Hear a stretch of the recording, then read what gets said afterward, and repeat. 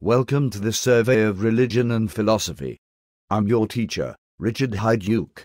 During this course we are going to explore the nature of religion and philosophy. Since RELI is a Christian college, we will be paying especially close attention to the Christian tradition. We will consider how that tradition compares to some of the other options currently available in our world. A good place to start is by exploring the course interface. We call it GIX. Take some time to look at the page. Try the various links and see what happens. When you first log on to the course, you will see some items over on the lower right. You'll likely have to scroll down to see them all. Since we don't have a textbook for this course, these sections are really important. The upper section is called Handouts. Here you will find documents of various sorts, PowerPoints and PDFs. In particular, under Handouts you'll find bookmarks. In this section you'll find links to texts to read, audios to listen to, and videos to watch. Go ahead and try these out to make sure your browser has the appropriate add-ons. If you ever find a link that doesn't work, let me know and I'll try to fix it. By now you already have an idea what kinds of activities you'll have in this course. You'll be reading. No shock there. It's hard to do any school without reading. We'll be doing less reading than you might imagine, however. We'll read Plato's Apology, an account of the trial of Socrates. Plato wrote this almost 2,500 years ago.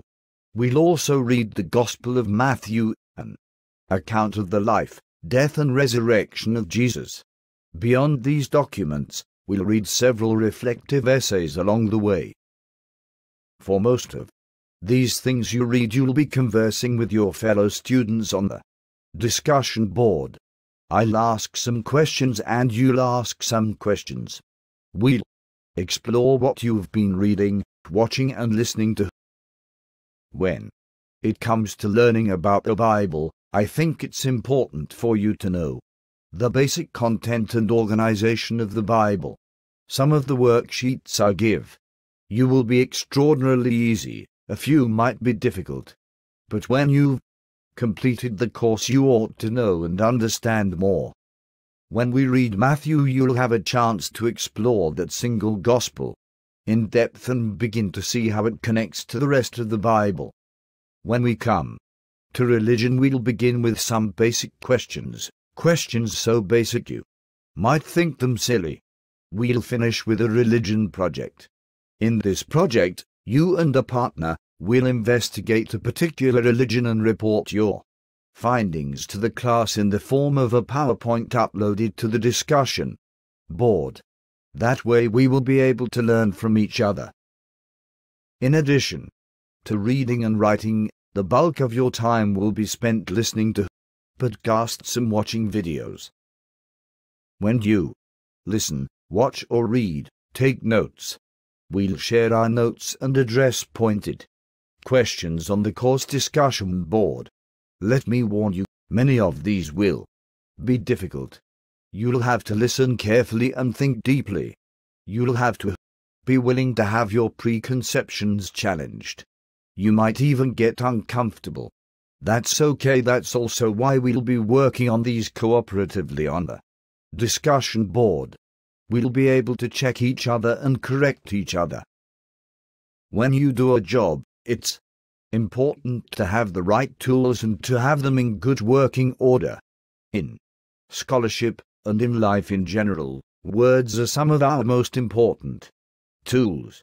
In our study of religion and philosophy, your vocabulary will be challenged. You'll be learning new words in every single exercise. Since this is so important, one of your assignments will be to create a glossary of the new words you learn. This exercise will help you as you study for your exams and help you build the words into your working vocabulary. What about tests? Will there be any in this course? Yes, indeed. Each unit will have quizzes over the material we cover. The main point of these quizzes will be to see if you've learned the major details of what we've covered. There will also be a final exam. The final will be comprehensive for the whole course. When do you do what? If you look on the left side of the page, you will see a link called Coursework. When you click on this link, it will take you to a page that lists everything for you to do.